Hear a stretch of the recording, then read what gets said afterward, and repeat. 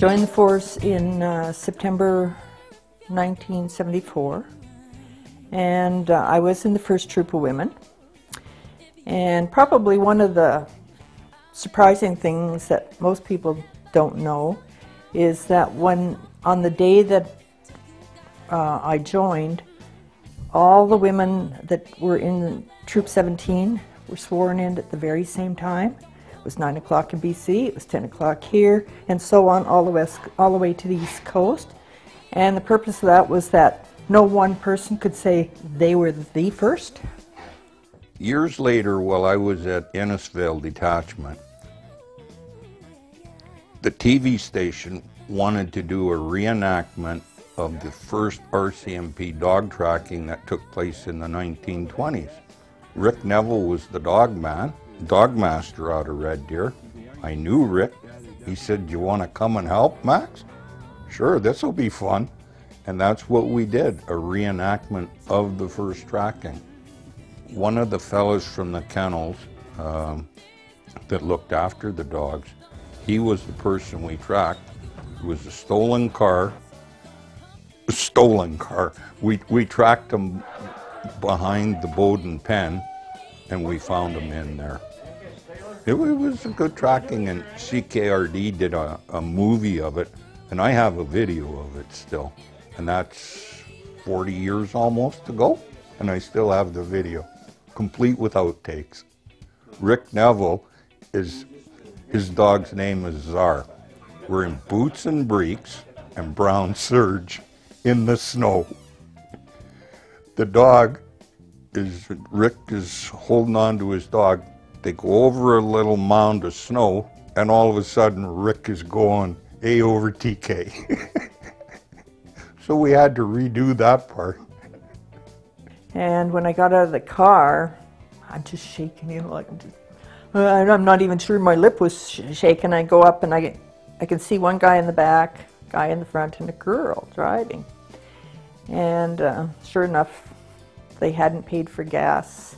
She was 16 years old, had Dad's car, so taken back to the detachment and process and called Dad, and he can't believe she's in Jasper, Alberta with his car, and he's more concerned because he's a lawyer and has $10,000 worth of diamonds in the trunk. Can you go and check the trunk? He didn't care about anything else. I would start with, I really enjoyed my 5 years in Fort Macleod. I was there. I went there in '72, and I was talking to the druggist one day, and what they had done is they went out and rented, or didn't rent, they owned 8 horses, and they hired 8 students, and their job was to ride out of the fort 2 times a day, down and go up the main street, down the secondary main street, and back to the fort to advertise the fort.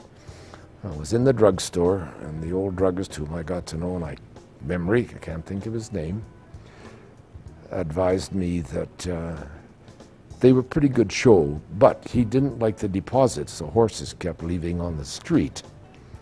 So I said, well, why don't you do something with them? You have an area on the side of the fort that is arena size.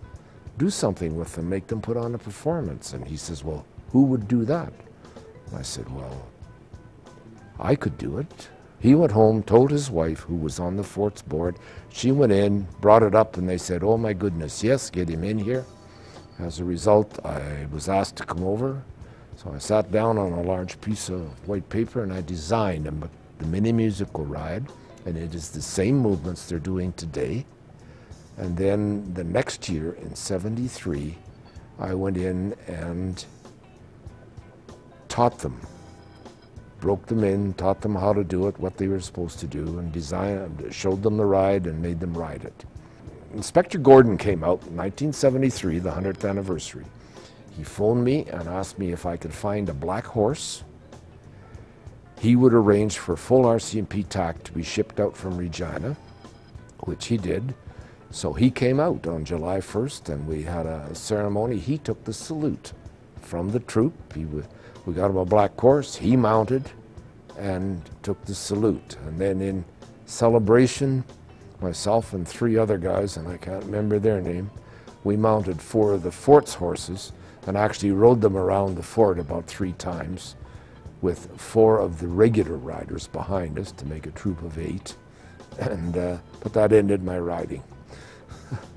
I rode them the last in 76 when I was there. We took them to pasture. I decided I'd ride out with the troop to pasture. My bum hurt so bad, that was the last riding I ever did. You know, I'm pretty young and I'm still pretty apprehensive, and I'll never forget I got my first night shift, and they knew I'm from Victoria. It's really cold, and I get a phone call, you know, in the dead of winter in February, about 7 o'clock at night, 8 o'clock at night, and somebody phones up the detachment, come quick. My bull's got out. He's at the junction of Highway 41 and 14, and he's peed all over the highway, and his car's going in the ditch everywhere. So off I go. There I go. And well, of course, these guys are sitting out there. They're just waiting for me, right? Times have changed. I would think that I would like to do it again, even the way it is now, but I'm fully aware, as I said, I'm repeating myself, I'm fully aware it's not the same. It was fun.